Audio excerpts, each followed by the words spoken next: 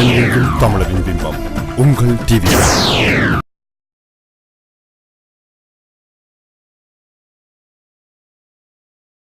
வணக்கம் நேர்களே, இது டிவிஐயின் சிறப்பு நிகழ்ச்சி. முதலில் டிவிஐ நேர்களுக்கு எமது இனிய பொங்கல் வாழ்த்துக்களையும் தமிழ் மரபு திங்கள் வாழ்த்துக்களையும் தெரிவித்துக் கொள்கின்றோம். தமிழ் மரபு திங்களை முன்னிட்டு இந்த சிறப்பு நிகழ்ச்சியை சில இளைஞர்களோடு உங்களுக்கு எடுத்து வருகின்றோம். குறிப்பாக தமிழ் அடையாளம் பற்றி இளைஞர்கள் என்ன நினைக்கின்றார்கள் என்ற விடயத்தை இங்கு எடுத்து வருவதற்காக இந்த நிகழ்ச்சியை முற்றுமுழுதாக ஆங்கிலத்தில் செய்கின்றோம். இந்த நிகழ்ச்சியில் மூலமாக சக மாணவர்களுக்கும் சக இளைஞர்களுக்கும் தகவல் சென்றடைய வேண்டும் என்பதற்காக இந்த நிகழ்ச்சியை ஆங்கிலத்தில் உங்களுக்காக வழங்குகின்றோம். இன்று கலையத்தில் எங்களோடு 5 இளைஞர்கள் இந்த நிகழ்ச்சியில் கலந்து கொள்கின்றார்கள். வணக்கம். I'm just going to ask you to introduce yourself first so that our viewers would know a little bit more about you quickly, and then we'll get into the discussion. I'm Kira Ratnam. I'm a visual artist, and I try to promote Tamil heritage through my artwork. Okay. Hello, and my name is Kajani Velaidam. I'm a mental health worker, and I work with. I would like to work with the Tamil youth, and currently I'm working volunteering alongside with the Canadian Tamil Youth Alliances as the Education and Career Development Director. Hi, my name is Pranavan Ganeshligam, and I'm an economist with the Ontario Ministry of Finance. Mic on பண்ணி. It's okay. You go from him?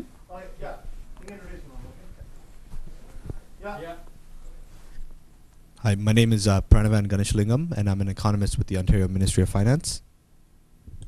Vanakkam, my name is Naroja Arulanathan. I'm a graduate from the University of Toronto, and I'm currently with Service Ontario.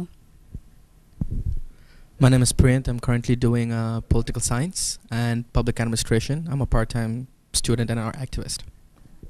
Thank you very much. Thanks for taking the time today during the weekend to be here with us. We're going to be discussing something very critical for many of us, both young people as well as for our parents. The topic of today is Tamil identity. It's a very big, complex term. Different people understand the word identity differently, and when it comes to Tamil identity, it's also complex, and each young person has their own version about what they feel about it. So why don't we start with Kira, you first.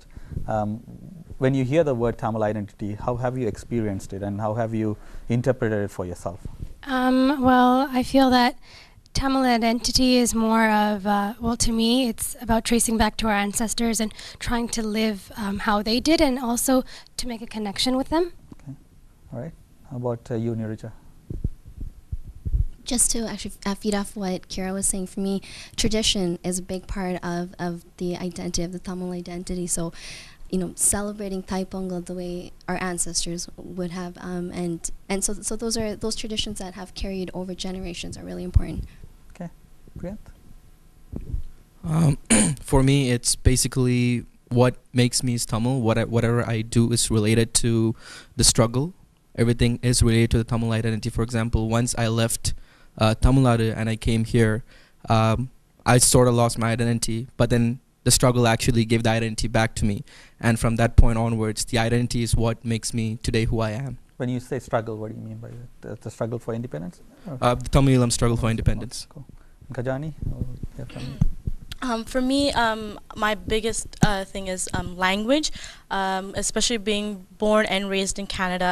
I think language is very important, especially the Tamil language, especially because you hear a lot about it becoming extinct. So I would love to preserve that. So language has been very important in my family, definitely. Likewise, I just want to feed off of that. Language is, well, for me, is a big component of my identity as a Tamil Canadian. Also, things as obvious as my name, mannerisms and things like that, and are also a big part. All right, great. So we talked a bit about traditions and festivals and how we carry ourselves, what we practice, how we celebrate, and then language and affinity to the language, a particular language that unites us, and then a particular struggle for freedom, and that's connected to a particular geographic area, homeland. And then things like name, how we are called, how we are addressed, and so on. So this is the kind of an encompassing look at identity. And today's discussion, we predominantly want to focus on what are some challenges young people face when they are trying to exercise their identity. Because we know from research that somebody who feels strong about them, about their identity, have higher self-esteem. And they have higher self-esteem, they're more successful, whether it's academics or whether it's in sports, whether it's in employment situations. Self-esteem is critical, and identity is tied to self-esteem. So identity is not just a broader thing that we do for community, but something important for individuals as well. So I want you to reflect on your individual experiences and say, what are some challenges you see as you try to practice your identity, as you try to exercise your identity? And I'll get Neeraja first and then Pranav and then come back. Go ahead, Neeraja. I just wanted to say, I mean, a part of the struggle is, I guess sometimes you do get criticism, right? And what needs to be understood is that for people who weren't born here, or who weren't born back home, who were born here, someone who was raised here, the process of discovering your identity is critical. And I can give you an example. Like when I was in Tamil class in elementary school, if we got something incorrect, our teacher would throw chalk at us. Like he would whip chalk at us, for example, right? And you slowly start to see the numbers in the class start to drop. And as well, I mean, if you go to an event, for instance, and maybe you haven't dressed the way that was expected, then you'll hear criticisms, and then you'll think twice maybe to attend that again. So part of the struggle for me is that there's criticisms from other people, and I just hope that there'd be understanding. Yeah. That that it's a journey. You're not born with your identity. You discover your identity. Yeah. And you have to have the support of the people around you while you are discovering that identity. If you don't have the support, it's harder. The process becomes even harder. Already hard enough, but if the support is not there, and if that's not there, Pranav? I guess I'll touch upon the name. Being a business student, being born and raised here and growing up here and having gone to business school, when it came time to applying for jobs, I was within this constant battle. I thought growing up I would never have to truncate my last name or write a different version of my last name just to be able to get a job or apply for jobs. So like even on my resume, all through high school, I always used my full last name, and I've had issues with getting calls for interviews for jobs, and I even put it to the test when I was applying. After I finished graduating from university, I started applying for jobs, and there was this one company in particular that I applied with. I put 2 applications in, one with the shortened form, so Pranavan Ganesh on my resume and application, and then one that said Pranavan Ganeshalingam with the full name. And believe it or not, I got called in for the interview for that one name. For the shorter version. Same person behind that name, right? Same qualifications. It just goes to show that, and your name is the base of your identity, right? Yeah. Let's hear more, and then we'll. I definitely agree with Pranavan. I think name is, especially if you have a Tamil name or according to the Canadian society, an unusual Tamil name or unusual name, they have a hard time pronouncing the name. For me personally, when I was like graduating from elementary school till now, even though you recite to them several times how to pronounce your name, my name is Kajani Velayudham. It's spelled, they pronounce as Velautham. So it's very frustrating. And again, like Pranavan says, it's definitely something that we need to kind of enforce and ensure that the teachers try to get it correct or whatnot, because for a Tamil student it is very frustrating when your name is pronounced incorrectly. Yeah, sure. I just wanted to say, because you did talk about encouragement. For me, like I was born back home and I came here, and I studied English, and the fact that language, a lot of people think that it's not really important to study language, whether it's English or Tamil, and because we're talking about Tamil identity here, even as a student and as a Tamil teacher, I taught kindergarten, junior kindergarten, and senior kindergarten, and I wasn't actually encouraged. And even when I go outside and I would say, okay, I'm a Tamil teacher, I teach young children, a lot of people wouldn't find that as a big achievement. So I feel that no matter what, it can be in the arts, something that holds our identity, I think a lot of people should encourage that. So then it doesn't die, and that the younger generation will pick it up, and that it does live on, because that's our main goal, right? To live whatever our ancestors did. Cool. So.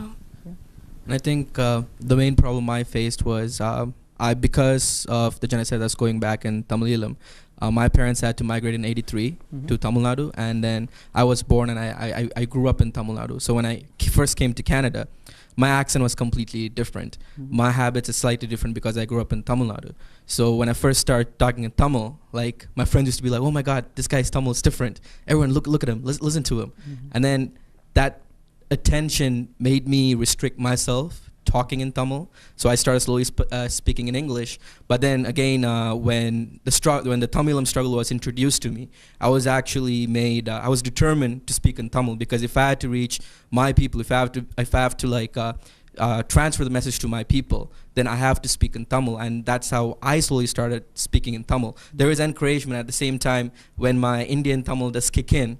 Then people start making fun of it. Oh, look at him, his pronunciation is not right. His Lana is right, his Lana is not right. So they start like picking on those individual mistakes, and they restrict us from talking in Tamil. So, in terms of challenges, we saw a big spectrum of challenges. Some with people around us, either our peers or our family members making fun or being strict around how we practice our identity, how we dress ourselves or what we interpret ourselves. And then we also talk a bit about system, the fact that somebody with a long last name is not able to get a job in Canada talks to the fact that Canada is not completely free from racism and discrimination. There are stereotypes that kind of continue to be very consistent in terms of employment and job search processes. So whether it's Tamil youth or whether it's Muslim youth, there are a lot of real life evidence to share that, right? And then we're talking about institutions, about Tamil classes. Obviously Tamil classes and Tamil teachers have come a long way, but there's a lot more to be done in terms of how children are engaged in the process of learning. And when we're talking about the respect for Tamil teachers, right? Our community, that then we bring our community layer. Does our community really respect the role of Tamil instructors?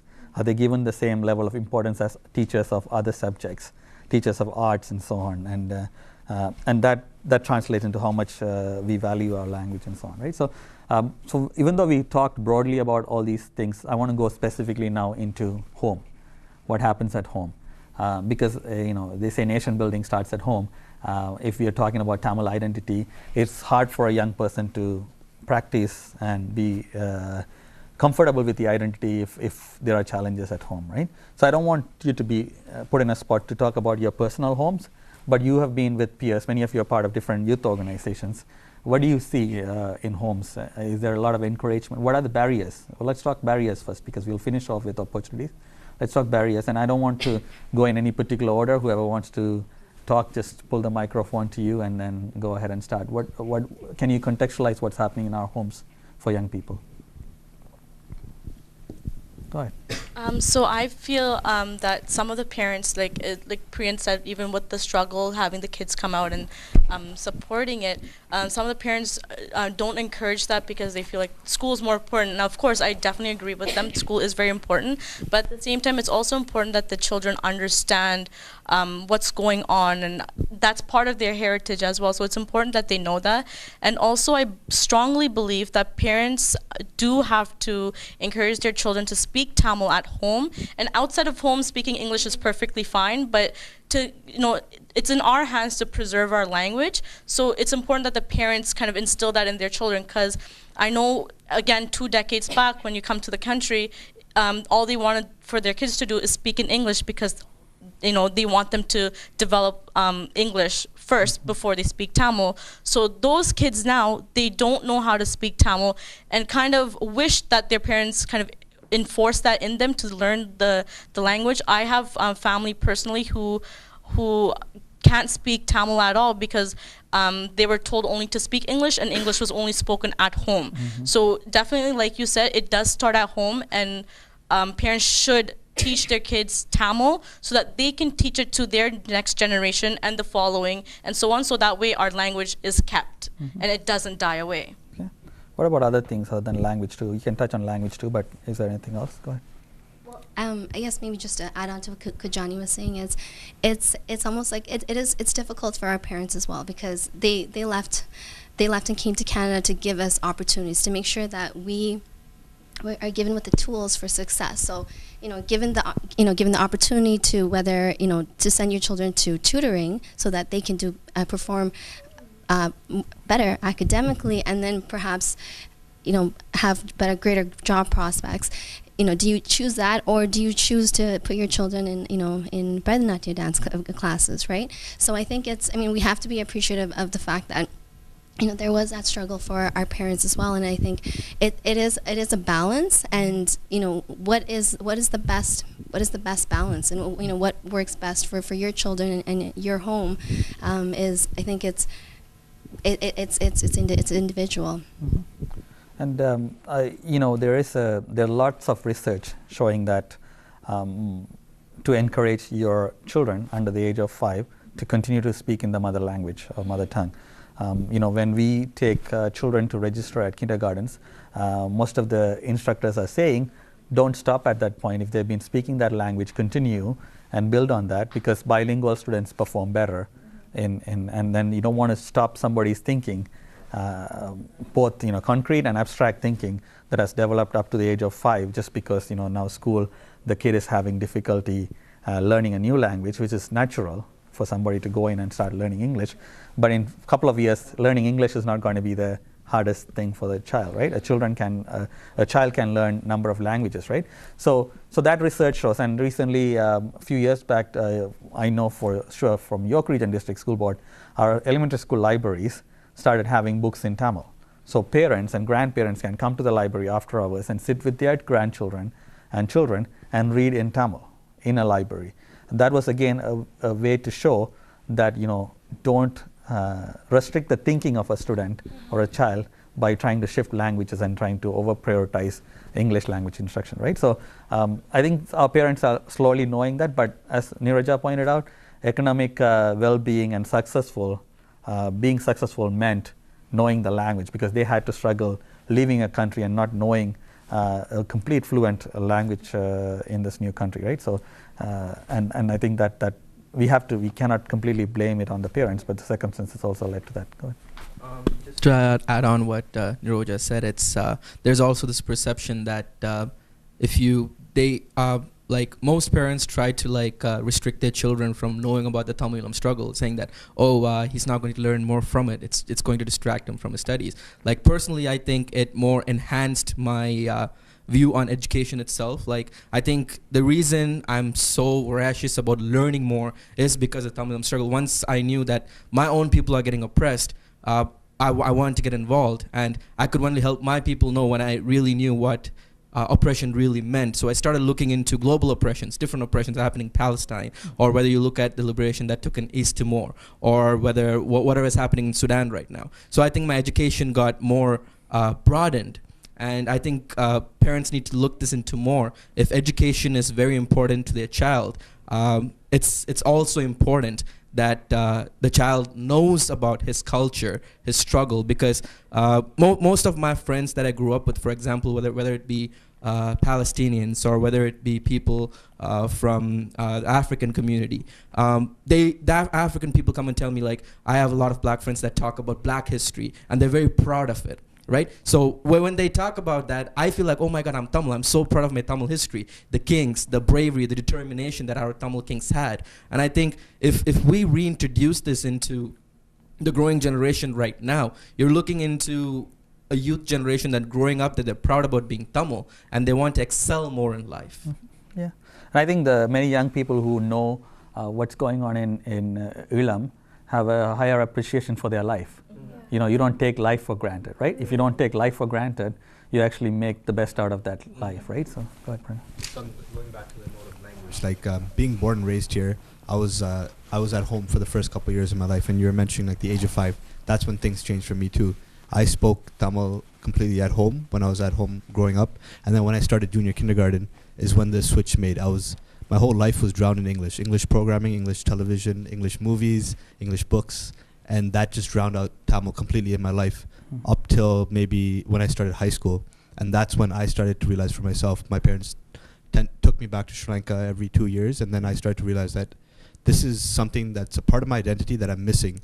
And even now, more so, like as I get more involved in the Tamil community, this is one thing that I don't have, and it's something that I wish I want to learn more of, right? And that's why I really appreciate like education. Like I attended York University, and I was able to take a course in Tamil to learn and get credit for it as part of my international degree. So it was a win-win for me, and I also picked up a lot. Not only did I learn the language, but I learned a lot about the culture as well. So that's an interesting situation. Right. So let's hear from you and shift to systems after this. Well, my childhood, my mother taught me until I was in grade 6, and then I went to Tamil class. But and then I was more encouraged to learn because I already learned the basics, and I wanted to prove that I have that strength about my identity, and prove to everyone else that like my culture is divine just like everyone else's. But as a teacher, what everyone says is true. It does start from home, because there was a lot of students I noticed, especially in kindergarten. The students that actually take their homework home and study, they will come back and they'd want to learn more. They'd want to play games. They'd want to, draw pictures and then name all the labels. This is a tree, this is this, and name it in Tamil. But the kids that haven't done their homework, didn't get any help from their parents, feel that, okay, if my parents don't teach me at home, why do I have to care? It's like, it's not a part of them. And those children, when they grow up and they do go in level 4 of Tamil or grade 6, and they have programs, they feel uncomfortable because they're shy. They don't want to present. They don't want to go and do a performance. And later on, when they do want to learn dance or vocal or do any arts, they don't feel comfortable because they don't know how to communicate within their Tamil community. So I feel that even though parents don't send them to Tamil class, I feel that it's important at least to speak in Tamil to your kids, and at least in the parents' way to teach them. Okay. So there's there are again many great inroads into what we should be doing. Immersing our young people into what's happening in Ilam. Taking trips to places of heritage so that they get exposed and get interested in it, making sure you're speaking in the language at home, making sure you're encouraging them to make mistakes and learn.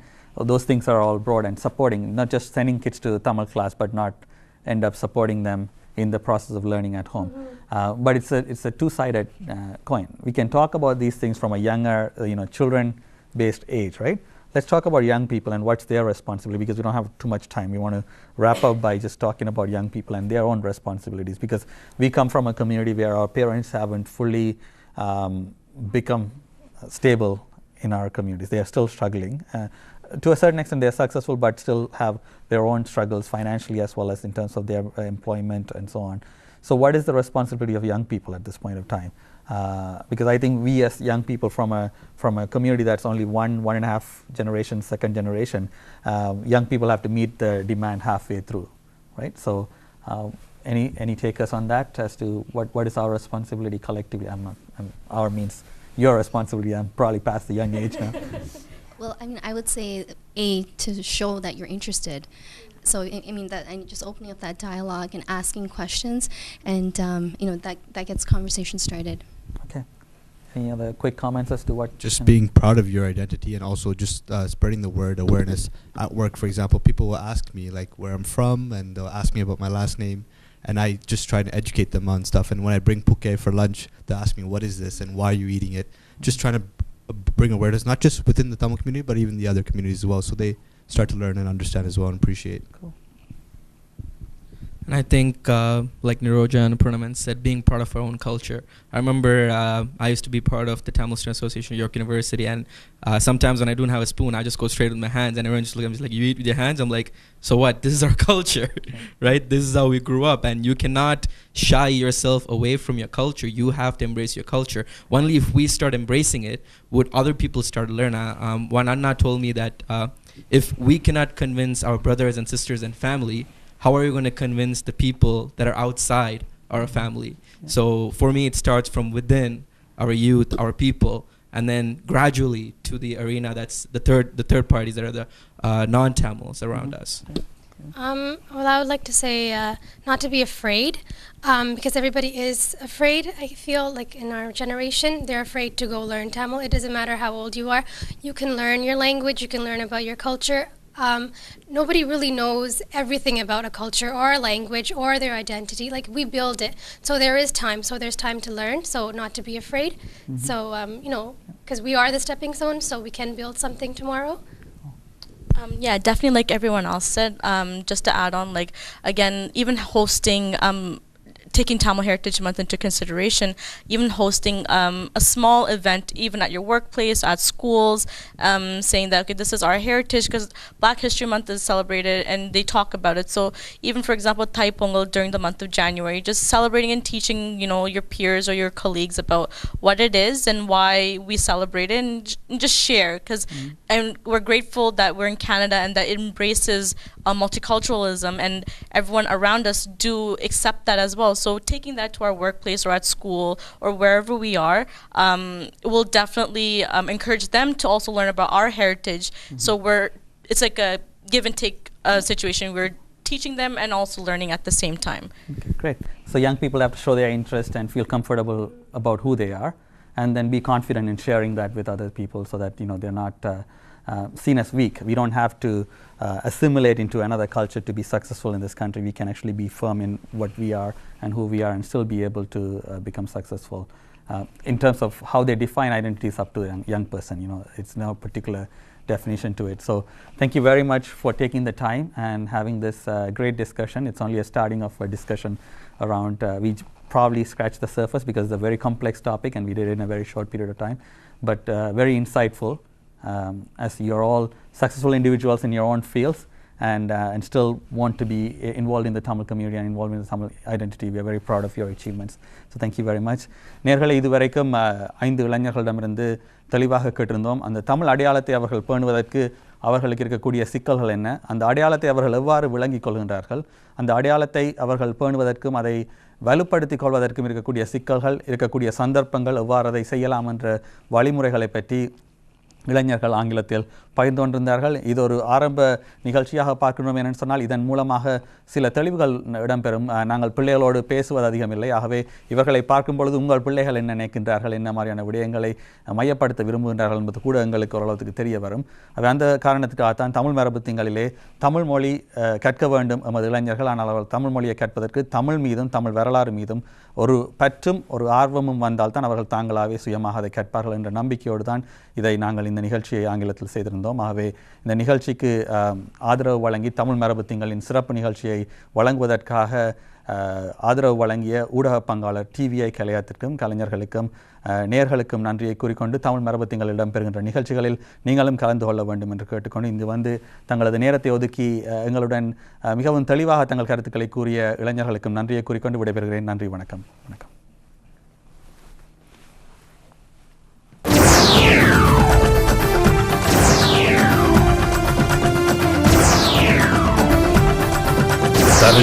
தமிழரின் பிம்பம் உங்கள் TV.